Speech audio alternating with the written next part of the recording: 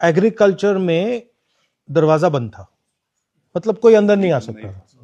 अब वो दरवाजा खोला है, अब उस खुले दरवाजे में जो भी उनको डालना होगा वो डाल देंगे। मेन कॉन्सेप्ट ये नहीं है कि भैया सोया पे है, इस पे है, उस पे है। मेन कॉन्सेप्ट है कि भैया आपने दरवाजा खोल दिया, अब वो दरवाजे में से कुछ भी आ सकता है, कुछ भी जा सकता है, जो भी। पहली बात।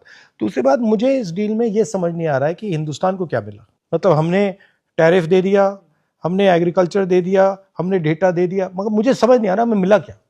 Nothing, so zero. ना किसानों को कुछ दिया, ना किसी। ठीक है, हमारी पहले टैरिफ जो थी, मतलब उसको भी इंक्रीज कर दिया। पहले हमारी 3% होती थी, उसको 18 कर दिया, उनका नीचे कर दिया। तो मतलब मुझे समझ ही नहीं आ रहा है कि इसमें है क्या। मतलब हमारे लिए कुछ नहीं है। The farmers of India, like marginal and small, they can just never compete with the corporate style of farming of the US. We all know it, sir. They are very large farms.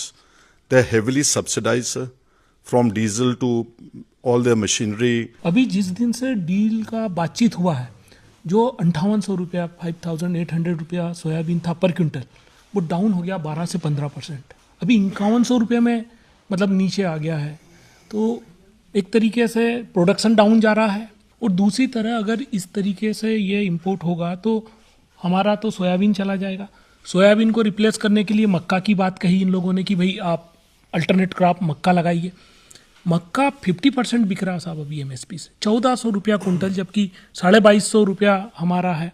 Pulses हमारा जो मध्य प्रदेश का main, हम लोग तो main producer है, तो pulses भी हमारा चले जाएगा। जो हमारा वालनट इंडस्ट्रीज़ है वो तकरीबन प्रोड्यूस 90% ऑफ इंडिया को जो ज़रूरत पड़ती है 90% करता है, जो कि 2 से 3 मिलियन टन्स करता है।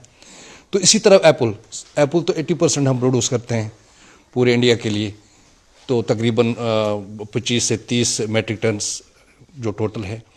तो मगर क्या होगा कि पहले ही अफगानिस्तान से, चाइना से, कैलिफोर्निया से वालनट्स आते हैं, तो हमारा डिक्लाइन हो रहा है।